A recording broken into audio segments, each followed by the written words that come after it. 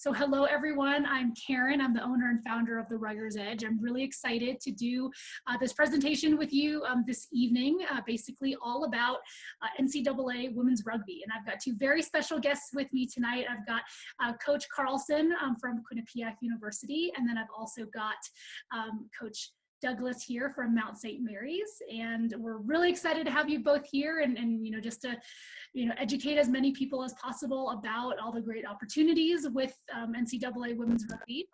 And so without further ado, just so the families and students and coaches that are on kind of understand, we're going to kind of go through this in kind of like three parts. So an overview about, what NCAA women's rugby is really about and what does that all entail. Second piece, kind of a general overview about, typically what recruiting might look like and those sorts of things. And there's lots of questions from folks that were submitted that we're going to get through, especially related to how to handle all of this, in the pandemic. So yeah, so Coach Carlson, if you want to start us off, kind of just giving us a good background about women's NCAA rugby, that'd be great. Sure, Karen, thanks for having both of us on. I know this is something that a lot of people have been asking for, and just to reiterate, Farrah and I won't be able to answer any specific questions about our programs, but obviously we're both more than happy to answer about NIRA in general and NCAA programs as it pertains to NCAA bylaws. So I'm really stoked to be doing this, to be able to give information. And so I think, Karen, we were talking earlier, one of those questions is talking about really, it's a loaded question, but what is NCAA women's rugby, right?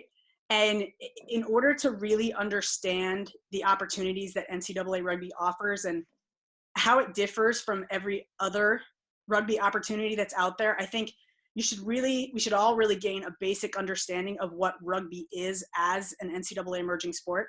So, and it's not a history lesson, trust me, it all ties into what we're talking about. But so about 20 years after Title IX passed, and Title IX was passed in 1972, institutions got really lazy in their compliance with the law, and schools worked overtime to throw massive amounts of money to participate in the arms race called NCAA football. So women's sports then became the answer to balancing out football rosters. And this is where we saw the birth of the classification known as NCAA emerging sports. And this was specifically and only for women. So if you think about it, the 90s and the Emerging Sports Initiative brought former club sports to NCAA status, like sports like rowing, water polo, bowling, ice hockey. And emerging sports status currently is what we're in for rugby, is a holding tank for sports trying to gain enough membership, which is 40 teams, in order to become a full championship sport. So really, the 90s was one of the most profitable periods for women's sports. And then in 1998, equestrian earned a place on the list. And then thanks to Amy Russert, who's currently our commissioner, women's rugby got onto the emerging sports list in 2002. So now this is where I'm going to share something, Karen, with all of your viewers that has been said nowhere else other than the NCAA convention that I participated in this past January. So you're all really lucky that you're on this webinar. So from 2002, when women's rugby was on the emerging sports list, the political climate was wildly unkind to women's sports. We went from profitable to no one's paying attention to us. So rugby didn't see the rapid growth that our predecessors had. And it wasn't that schools didn't want to add NCAA women's rugby, it's that schools weren't adding sports at all because Title IX enforcement was abysmal at that time. So women's rugby had a few teams add at the NCAA level. Bowdoin and Westchester and Norwich came onto the fold, Eastern Illinois. And then there was this dry, dormant period from 2002 until 2010. And then Quinnipiac added in 2010. So I want to just briefly talk about the two reasons for that dry period, because rugby takes a lot of criticism for why we didn't rapidly expand like everybody else. And both of those, this is the secret you're being let in on, both of those have to do with the NGB of USA Rugby. One, USA Rugby wholeheartedly refused to engage in the movement that involved women's NCAA because in that equation, women were asked to go first. And at that time, the NGB could not fathom getting behind a movement where the women went first. And in NCAA emerging sports, it's specifically for women. So number two is, when you want to expand the way that NCAA rugby is trying to expand, there's an education that goes along with elevating a sport in the United States that comes with a desperate need for NGB support and marketing. So parents, student athletes, and coaches, essentially in that window, were denied accurate information about the NCAA initiative because the NGB of USAR believed that if it supported women's NCAA rugby, that they would no longer be able to accrue those membership dollars. They thought, we're going to be losing money, we can't support the women this way. So essentially they held us back because it was short-sighted on the fiscal end. So if you were to go on any website of sports like NCAA triathlon or equestrian and check out their educational campaign to prospective student athletes, if you go on there, you would find info on their movement. If you go to USAR's page, the answers to the questions you have today on this webinar about the differences between NCAA women's rugby teams and everybody else cannot be found on their site. Okay, it can't be found. So it serves every family and young female athlete on this webinar for Farrah and I to share our knowledge so that you're empowered and you're not left in the dark. I think that is the most important part of this. And I'm really, really happy that there's people finally reaching out and going, hey, what's the difference here? So we're happy to outline that for you.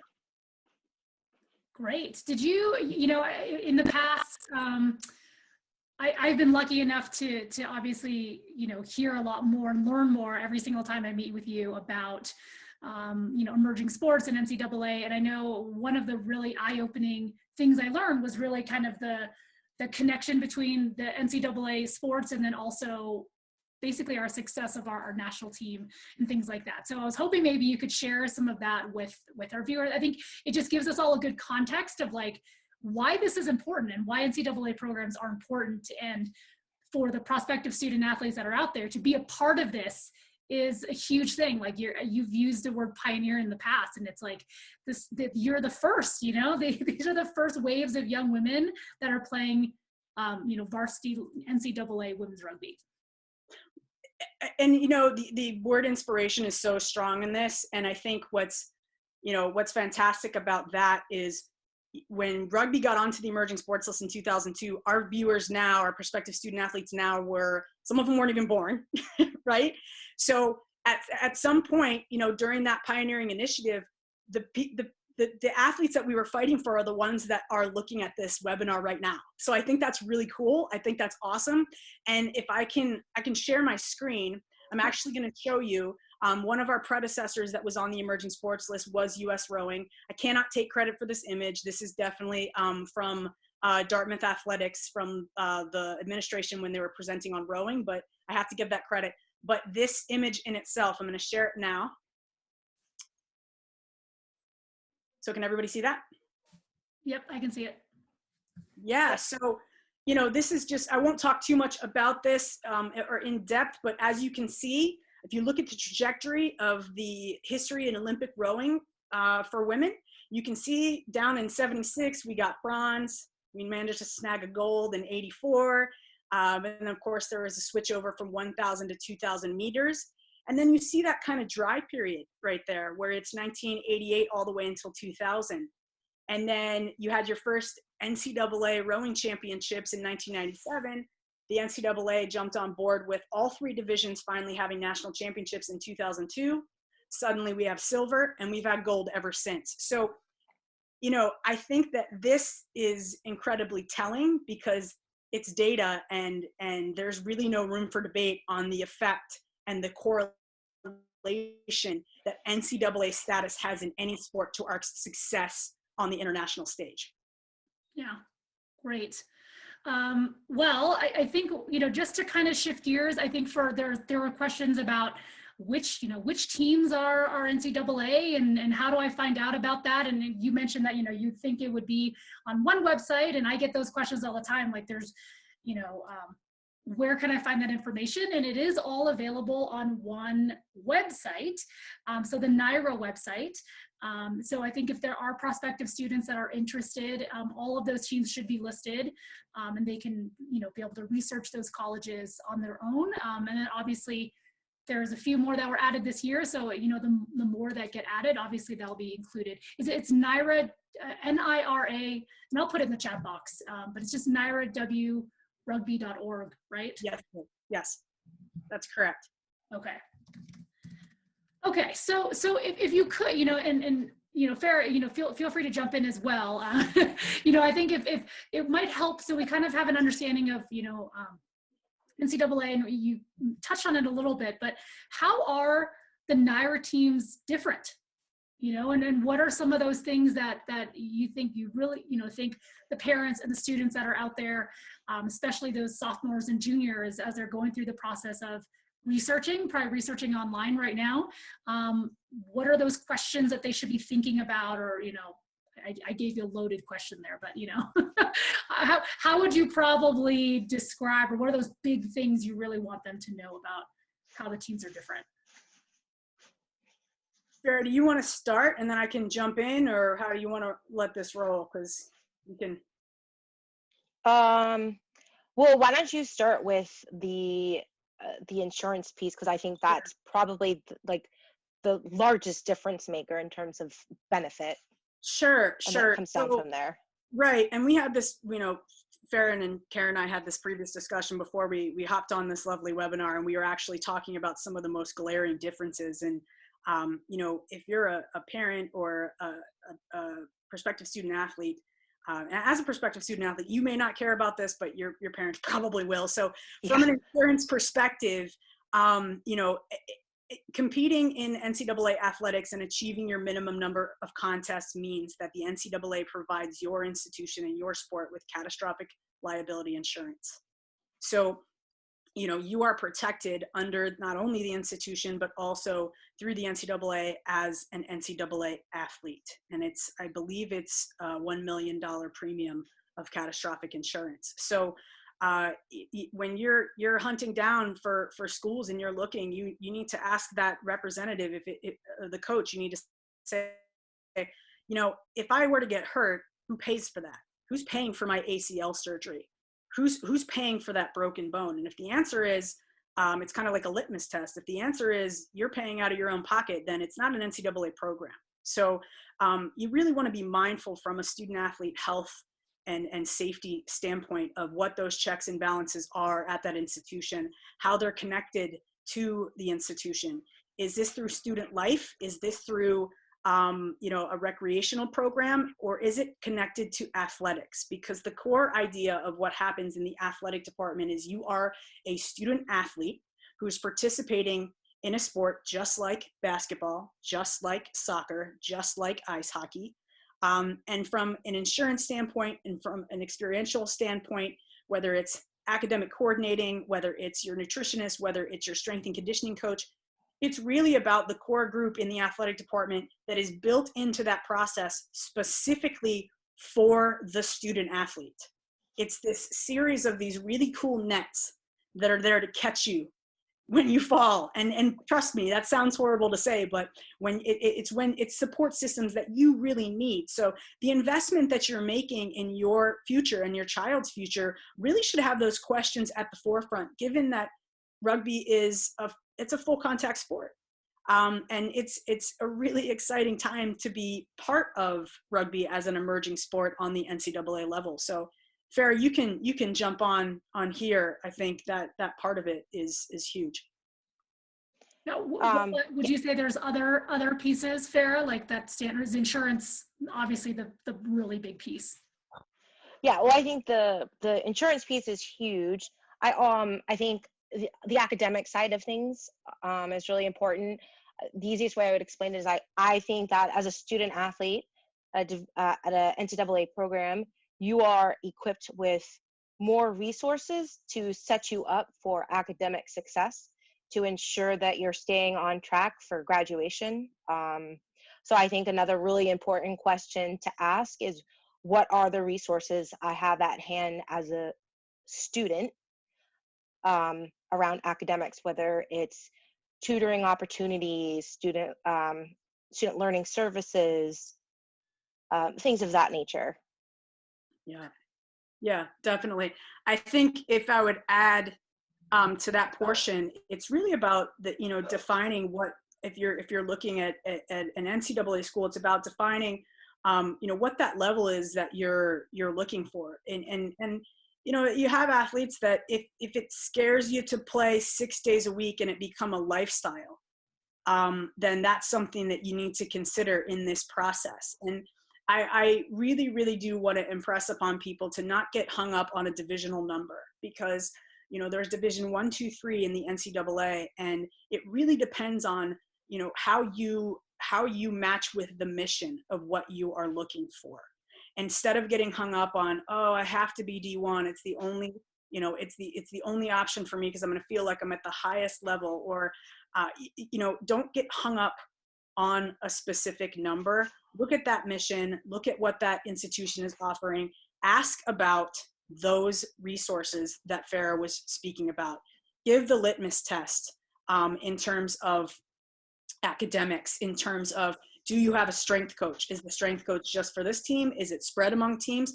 Does your facility share with activities, or is it your own facility? Like, all those questions do matter to the student athlete experience. And I think that part of it is really, really crucial. But just to almost shave it down all the way, if you have a sibling that's been recruited for soccer or for lacrosse or for basketball, it's the same process. I think what we tend to do, because rugby's relatively in its infancy in the education process to prospective student athletes, as we view NCAA sports, then we view NCAA women's rugby, and then we view club sports as if it's really two worlds, right? So NCAA rugby isn't any different in terms of that classification. It's the same as what soccer is doing in terms of recruiting. It's the same as what basketball is doing. So just be mindful of that. Don't get hung up too much on rugby being this completely strange anomaly on the NCAA stage. Yeah. So real quick, Liz is posting, so for the parents and students that are on here, so she asked us to talk about, like, a little bit more in detail about benefits. So things that you're looking at as an NCAA athlete are preferred registration for your classes. So that means that as a student athlete, each class will register before the general student body. So if you're a sophomore student athletes will register for their classes, then the regular student body will. Your professors will receive letters with our schedule for travel, so that if you are to be released, maybe you need to miss a class or you have to leave early, they sign that goes through to the provost, so you're excused absences for your classes, and they will work with your coaching staff if you need to have exams proctored while you're traveling. Every program has a GPA requirement that is monitored by the NCAA, and what that means for parents, because parents care about this stuff, is coaches receive midterm grades and will check in with their students at that time. So you flag early someone who might need some tutoring or a little bit of extra help before they get to the end of the semester. Some programs will have study hall when they travel. Some might actually have mandatory study hall. We are limited to 20 hours of mandatory contact a week, and that includes game day, which is considered 3 hours. Becky, I'm trying to think of all the small things that you're actually hitting all of Liz's questions here on the right, and I think if you're talking, and you were kind of going in that direction anyway, in terms of limiting the hours. Now, again, I think it goes back to that people putting rugby into that strange third bucket. And realistically, and it tends to sound as though it's really restrictive when you're talking about the recruiting process, or you're talking about the number of hours that it's limited. But realistically, those things are all in place specifically because of student athlete safety and welfare. Putting a limit on the number of hours that you are dedicating to your sport and monitoring your coach in that way and monitoring your program. So, you know, you really are a student athlete rather than an athlete student. So, you know, the rules that surround representing your university and having positivity on your social media and really representing your program in a, you know, in a positive manner that speaks well of the jersey that you have on. And especially, you know, even Naira, even representing us as NCAA women's rugby players. So I think when you think of recruiting rules being different, and sometimes it gets to cloud your brain a little bit when you're like, why is this rule? Why can't I speak to this coach at this tournament? Why can't I do these certain things? Like, it may feel restrictive because you haven't been empowered enough to know all of the rules that are surrounding it, but trust us when we say that these are in place for your safety, and these are in place for your welfare and your health and your mental health. So, which is a huge thing right now and a huge conversation. So those limitations are the same reasons. And when I think we talked about this previously, Coach Douglas and Karen, when we talk about rugby being in its infancy, in a lot of ways can actually be an advantage to the way that we've seen many sports fall in the area of student athlete safety and welfare. You've watched gymnastics crumble and swimming crumble from a lot of those athlete abuse cases. And, you know, the sports right now are yearning for the respect and control that we have right now within our rugby, because we're a smaller population, and we can do this the right way, and we can educate our base right off the bat about these bylaws being less restrictive and more there specifically to protect your kids. Yeah. So I'm going to shift gears a little bit, just because there definitely are some questions, and it was, you know, just so we kind of move forward with, you know, so let's say we've got some students or, you know, families on, and they're interested in, you know, a handful of NCAA programs. What are some basic things that they should be doing? I think that's a common question I get is, you know, I'm a sophomore now, I'm a freshman now, I'm a junior now. The base level, but what would be some things that you're like, I wish they would just know at least to do these things? You know, if you have them all here, what would you want them to know? Register with the NCAA clearinghouse as the first step, because you, at the start of everything, you have to be academically eligible. So understanding what you need to have in place around your academics with GPA, your courses that you need to take, the timeline that you need to take them, because the NCAA, for all sports, is very particular about tracking those details. And the longer you wait to register, the longer it takes for coaches who might be interested in you, that you might be interested in playing for, to find out if you're eligible. So if you're interested, if you know you're interested in becoming an NCAA athlete, register with the clearinghouse. And the clearinghouse will provide you with a lot of resources and knowledge that you need to know around recruiting. And then I would recommend your other resource is going to be the NIRA website. And those are like, I would read as much as you can on those two sort of like resources to kind of back yourself with knowledge to know what questions to ask. So someone just asked, can we register with the clearing, you know, the eligibility center? Can we register as early as being a freshman in high school? Yes. Mm-hmm. Would you recommend that they do it? I mean, as early as possible, specifically yes. Because what happens is when you go into that portal and you enter your information into there, it automatically populates a 10-digit NCAA ID. So from then on, coaches are able to refer back to that ID, and they can actually see your task list and see what you've been able to achieve up until that point. So it really is a matter of looking at that task list and getting that done. And I will say, Farrah, you hit it totally on the head just about the eligibility center, but the other part of that is, you know, if you get into this and you start to see that checklist as these daunting tasks, and it's a daunting task for us as coaches too, specifically because we have to kind of chase players down in order to get this stuff done. This is an NCAA opportunity and a college process that is across the board for all sports that are NCAA. So your athletes are not alone in having to complete this. It's not a third bucket. It's something that has to be done in order for you to have those intro steps to the process. And when you're going through this, just think of those task lists. I want you to imagine kind of a colander, and I want you to imagine all the other prospective student athletes in that colander. When you shake it, the ones who actually get their checklist done are going to be the ones that actually end up getting through this process. And the coaches are going to see those athletes. The coaches are going to say, okay, well, this person's got their stuff together, and we'll be able to continue with official visits and that kind of stuff. But if you sit on those tasks and you decide to wait to the last minute, those are usually the athletes that get left. Yeah, and I'll just kind of jump in and just say, for those who've not logged on, so we're talking about this, we have a general idea of like what it looks like, and if you've never seen it, it probably seems like we're talking gibberish. But essentially, what we're talking about with a task list, what NCAA wants to know is, are you eligible? So have you taken the right courses in high school with a passing grade?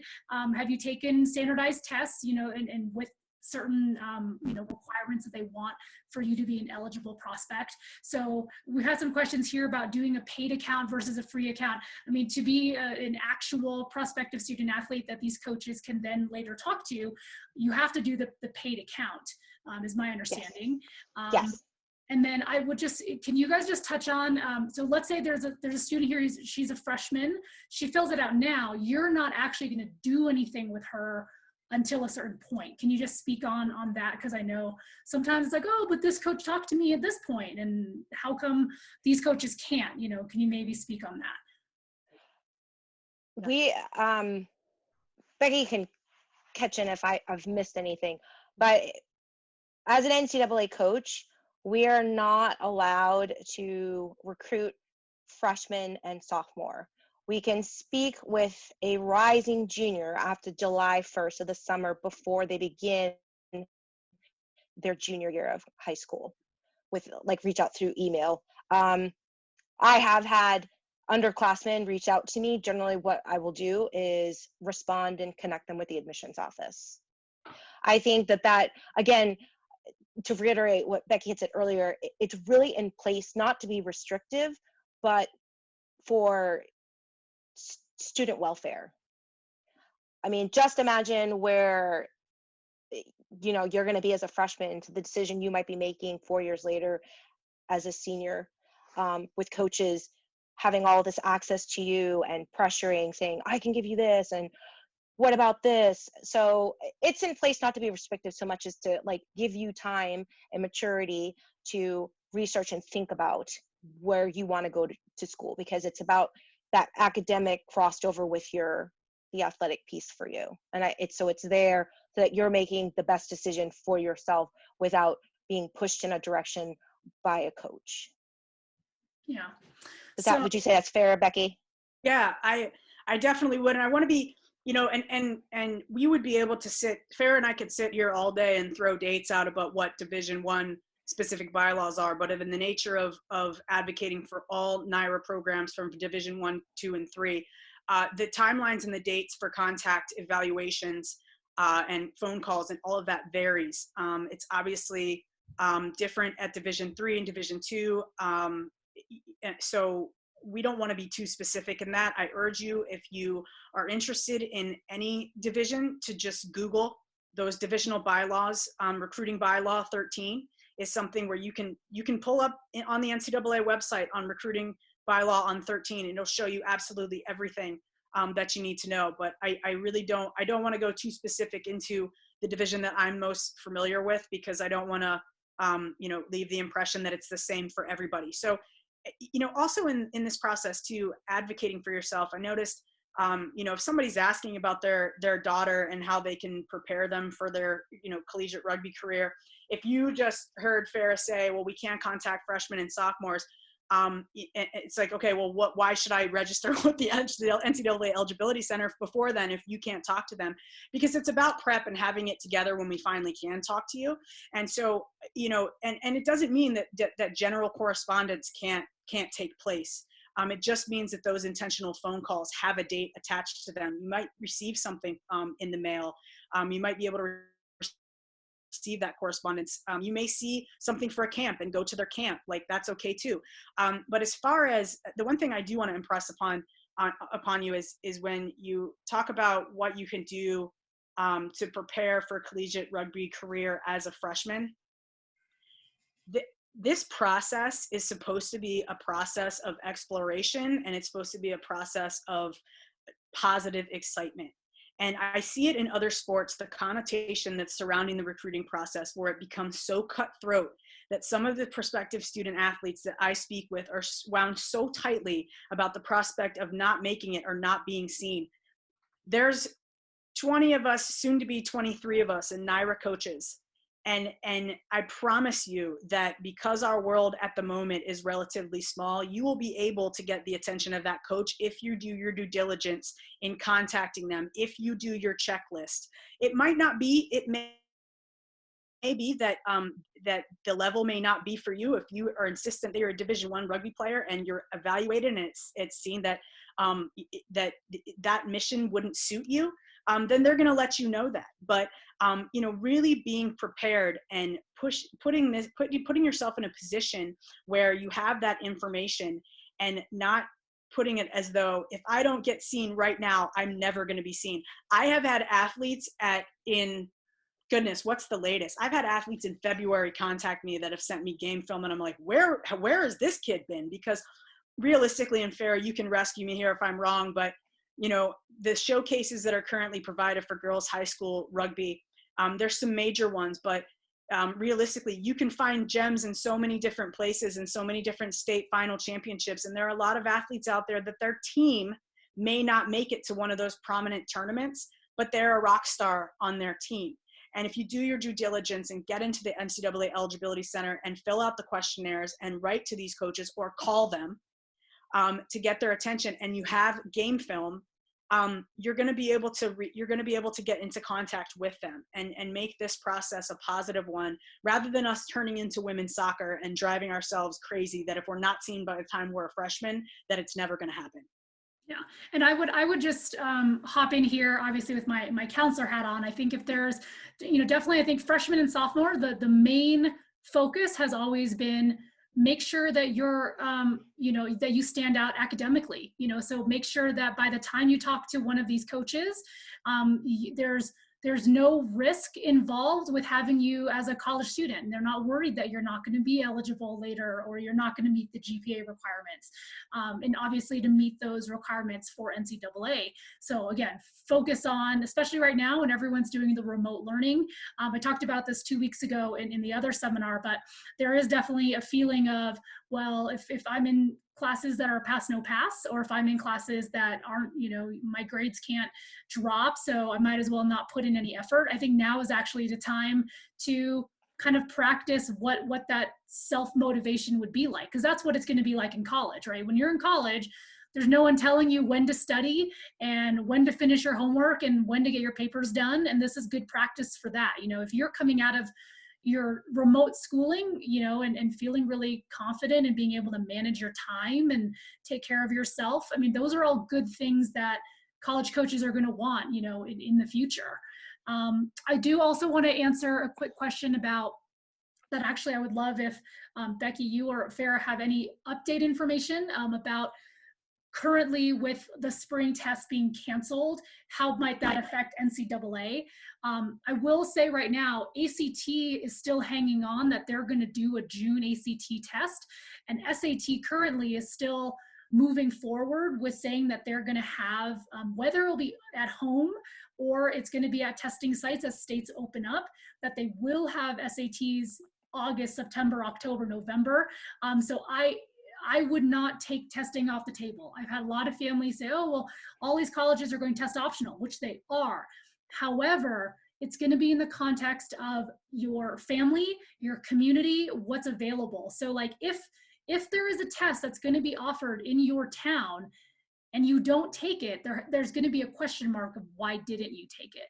So they're making things test optional for the situations where you absolutely 100% are not able to take a test. But my my gut feeling is these testing companies want these tests to happen, and they're going to make them happen some way, somehow before the end of 2020. So I would not, I wouldn't take them off the table. But from the NCAA standpoint, have you heard any updates, or is it pretty much still the same as before? Like you have to have an official test. I think, Becky, correct me if I'm wrong, because we keep getting so many updates. I believe that if you are a spring or summer graduate of 2020, the COVID waiver for the NCAA releases you from having to submit a test score. Yes. But that is only for spring, summer 2020 graduates. They have not made any waiver releases for 2021. But I will say that even though universities and colleges may be test optional, the NCAA is not test optional. This is a sort of one-time waiver for the situation that we're currently facing. So you may apply to a university and not have to submit test scores to them, but you will have to submit them to the NCAA. Right. And it could be like super late. I mean, it could be, you're test optional, you've been admitted, but you'll still have to submit it. I mean, so I guess just to answer the questions that have come through about how testing will affect eligibility at this point, everyone, if you're class of 2021, if you haven't taken an official test, I would just probably start looking ahead that you'll probably have to do it this fall. And that would be the one task point on your NCAA eligibility that is not kind of complete, heading into your senior year. I want to just shift gears really quick and just, there's lots of questions about, and you kind of touched on this a little bit, Becky, but, because of the pandemic, all these students that are, we're counting on this season being able to get film, being able to maybe have you see them in person, going to tournaments, going to camps, and now we don't have that anymore. This is a great question. What more could I do to give coaches an idea of my athleticism? What could they do? What are some ways, maybe not specific to you, but just brainstorming, like between your, what would you guys like to see that might help someone stand out that doesn't really have any film or anything like that? Right. So, and again, I might be speaking for myself. I doubt it on this one, Farrah, but we're just as bummed that we don't get to see you guys. We're just as bummed we don't get to go to these tournaments. And it's not something where we're like, well, too bad to that class because we don't get to see them. We're equally as bummed about that. So, I think that what can help as well, a lot of rugby players, for the majority that get involved in this process, have played other sports. It is wildly helpful if you have film, if you can show us you playing basketball, send us your track times. If there's stuff, if you can, set up cones and do agility and show us what your agility and hip flexibility looks like. And I'm not speaking about me, I'm speaking about coaches in general. It's really, really going to help to subsidize. And I know there is no substitute for watching an athlete, at the breakdown, and there's no substitute for watching them, run for a 50-meter try. We get that part of it too, but we also understand that there are circumstances here that no one was prepared for and no one has a playbook for. So, we need to be nimble as well. And we are certainly as coaches, that if you have any game film on mom or dad's phone that you can pull off and throw something together, anything that you've got that is going to be demonstrative of what kind of athlete you are. I think we get hung up sometimes on it being rugby specific, and I love game film. Coaches love game film, but I think in these times, and Farrah, I won't speak for you, but for an athlete to show they're athletic in general, I've had athletes send me basketball film before they ever even have any rugby film. I've had athletes send me film of their soccer game. 100%, I'm with you. Yeah. So don't fret about that. And if you've never played another sport and you've only been playing rugby your entire life, you're ahead of about 99% of the people that go out and watch. So, it's not, if you've only been playing, again, the majority of athletes that I've come across in NYRA have had anywhere from a range of 8 years experience or more to 1 year experience. So again, we reap the benefits so much. And this is why I was talking earlier about this being an inspiring time. We reap the benefits so much of being in our infancy, where we're just gonna grab all those athletes that are over playing soccer, they're over playing basketball, and they wanna come into a sport where they're moving and it's physical and it's about empowerment and it's a full contact sport. And this is the time to do that. And I really, really do think that, as you go through this process, really do your due diligence in not becoming overwhelmed by it, but be participatory in it as a positive process. So I want to touch on, because there's definitely lots of questions about process. So we talked a little bit about on the front end, one of the best things Farrah mentioned is to register with the Eligibility Center, make sure that you're kind of on your way with that. You kind of know what what the task lists are that they're in front of you. And then after that, once you start figuring out, hone in on which programs are the ones you're interested in, your first step is, typically I would recommend they're filling out that recruit questionnaire that is on each of the teams on their athletics page, so that they have your, like if I'm filling it out for X university, that coach has all of that information. And then the next piece, because all those questions about how do I stand out, I think one of the simplest ways to stand out, and you're going to think it's super silly, all the families that are out there, but it's just to respond. And I know I've talked to both of you before, but it's like, I'm sure you've seen a questionnaire come in, you're like, wow, this athlete looks awesome. And you email them and then it's radio silence. So one of the things I would tell the students out there, check your email, respond to these coaches. They're interested in you, and you need to also show interest as well. And and if you just drop off and that's about it, they're going to move on to the next player.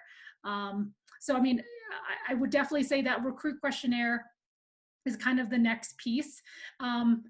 Someone did ask a question about, after they've submitted it, how do we know we're being considered? Are there, like, after you get a questionnaire you're interested in, what's normally kind of generally those next steps of like what would happen for a student? Farrah, do you want to jump on that one first, or? She kind of cut out, so I couldn't hear what she was saying. So I'll go, but I think this is really institutionally specific, right? So everybody's questionnaire, everybody's platform, everybody's asks a little bit of different questions. I don't necessarily know that I would be able to speak specifically to any one division, but in terms of that level, what I would recommend is when you have a questionnaire that's in front of you, don't skip questions. And you can see when a prospect, what they deem important and what they don't deem to be important. So, the questions that are on there are there for a reason, and you never know what a coach's litmus test might be. There might be a question on there that says, why do you think you want to be an NCAA rugby athlete? And you decide to skip that question. You might have answered all the stats and all of that, but realistically, really fill it out to the best of your ability. And if there's something that, let's say that you're asked for a statistic and you're like, coach, I don't really have that statistic. What am I supposed to do? Write to the coach and tell them, I will get that statistic to you. I just don't have it at this time. Or, fill in with a to be TBD or something, because the blank it's not a good sign. A blank isn't a good sign at all. But in terms of, the recruiting questionnaires, everybody's process is going to be different. Some people have something automatic that returns that says, thanks for filling out the questionnaire. And some coaches write back depending upon certain criteria. I won't speak for every coach in this, but I think the other litmus test for it was, how do I determine whether or not I'm being recruited? And that's a question that if you haven't had a contact from a coach, the answer is you're not, right? So it's an interesting litmus test, right? So it's not Hollywood. It's not where we have an eye in the sky and we're all scoping out the same kid. We're a relatively small community, and people tend to think, well, the coaches are in the stands, they'll come to me. we're still as a sport, we're still a baby. And, you know, a lot of our coaches do go to these events. But, you know, if you filled out a questionnaire and you haven't heard anything back, also be mindful. Here's the math. So probably around, out of 100 questionnaires that you would get a semester, probably 80 of those, you know, would get an email back saying, this is your checklist. I would say probably 50 of those start to complete the checklist. Out of that, 25 of those, this is just me speaking from personal experience, 25, you know, so that's 25% will get second callbacks and correspondence. Then it gets down to be about 15, depending upon what your recruiting class is. Then there's a certain number of official visits. For us, that official visit would be 10. There would be 6 signees. So think about it. 6% of those questionnaires are the ones that are, and it really depends. Again, if you have 10 recruits that you're looking for 15, then that's going to be the percentage. But you know, when you fill out those recruiting questionnaires, if you don't hear anything back or get anything, shoot them an email. Coach, I shot you a recruiting questionnaire. We've had it where athletes have filled out a recruiting questionnaire and it's gotten stuck in some random folder somewhere in our system. And I have to go back and say, yes, you did contact us. You know, thank you for following up. Follow up. It's our job. We're not going to see an email and go, oh, this kid again. It's our job to do that. And that's fair. You can jump in where you feel necessary. I'm just going to stay away from any specifics on this because I don't want to jump on. No, I think you actually answered the question perfectly, which is where just kind of like how it starts and then how does it, you know, progress. I mean, I think you answered it. Great job. I was just going to jump in about, you know, just the simple fact, like something that I tell my students all the time is like, be an easy recruit. You know, like you said, most of, you know, the programs don't have 20 recruiting scouts all over the country and they're just doing these things. Like a lot of the work is really on the shoulders of the student athletes to provide that information. And that's actually how you stand out, you know, is like when the coach asks for something, you give it to them. I mean, those like simple things. There is a question about how are scholarships determined? I mean, I would say it definitely goes by institution. How do you recommend a student would ask about their potential for a scholarship? I mean, I'll let you guys answer that. I have my own thoughts about how that should be done, but what do you guys think? Okay. So okay, again, this goes back to the Hollywood image that sports has done a horrible job of portraying in a lot of areas of football and basketball. So scholarships, the idea of this full paid, all expense trip scholarship, rugby, because there's a thing called a head count sport, which is like head count, which is your tennis, which can be your basketball. Then there's an equivalency sport. Rugby is an equivalency sport, which means that programs are given a certain pot of money and they can divide that money up how they see fit. And it has to equal up to a certain equivalency of what they've been given. So the idea that when someone says a coach is interested in me, if you think that means that there's a full scholarship coming, then we really need to back up and really be patient with this process because we are not football, we are not basketball. So that is one of the biggest misunderstandings, I think. And the second one, I think that is one of the biggest myths, not even a myth, I think it's just prominent, is if you are writing to a college coach and you say, I need a scholarship, how can I get one? If I don't have your name, your position, if I don't have your year in school, your transcripts, I don't even know who I get those probably 4 or 5 times a week. So the scholarship conversation is going to come with you building the relationship with that coach. A coach isn't going to write you back and say, you know what, I've got $25,000 in my back pocket and you sound great. Here you go. You're the next person to grab this scholarship. That doesn't happen. Right? So building that relationship with the coach, understanding what the school has to offer, because really, I know people call it a lot of times the broken leg test, but realistically, you know, if you're interested in a school, and it is called the broken leg test, would I be happy here if I broke my leg and I didn't have rugby? But you need to really, really do your homework on that institution and decide that if suddenly you tore your ACL in the first year that you're there and you are sitting for the next 9, could be even 15. We've had people out for 15 months based upon a double tear. Are you going to be happy at that institution?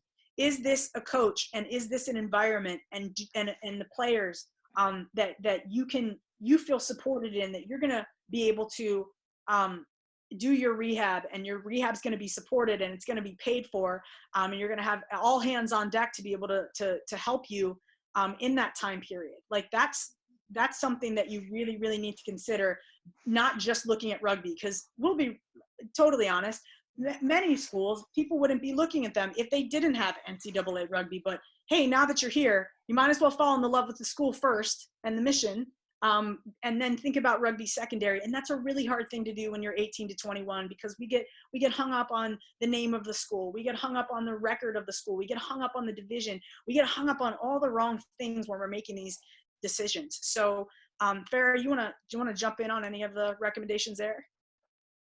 I think you hit it on the nail. I think the other thing to understand is, like, scholarships are nuanced because they are tied to your FAFSA report.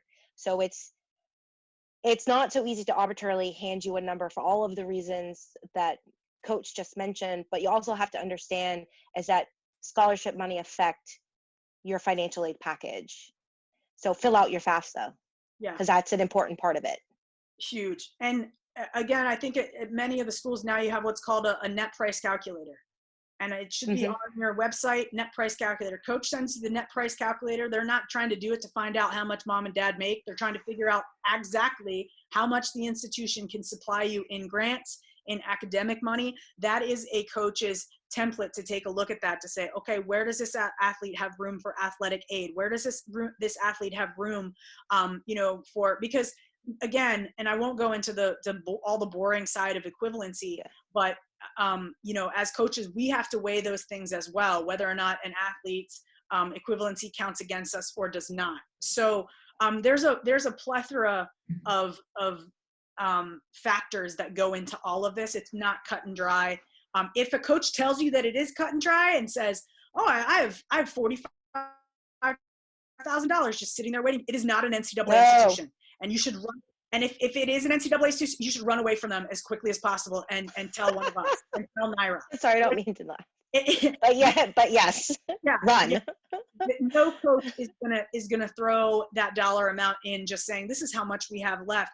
It is going to come through a series of conversations, a visit, relationships, understanding, knowing your family, getting to know your coaches around you, your guidance counselors, the people that surround you and support you in your life are going to be a lot of your recommendations, and those recommendations matter. They're taken heavily into consideration. I mean, you can be an all-star, but if you're a really difficult kid to coach, that's going to weigh into it. So that's my suggestions there.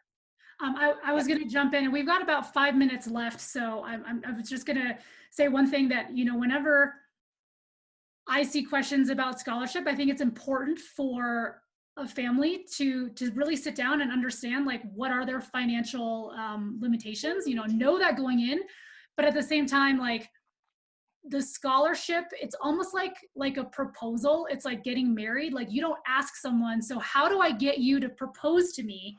Like, what do I have to do? Like, the scholarship, it should be an offer, right? The coach should say, we've gotten to know you, and we think you'd be such a great fit. We want to entice you to come here with this offer, but it's not, what is the checklist of things I need to get that money, right? So it's like, I've really shifted gears from the idea of like what you see in the movies and the blind side, where it's really one-sided, of coaches knocking on doors and saying, I want you, I want you, I want you.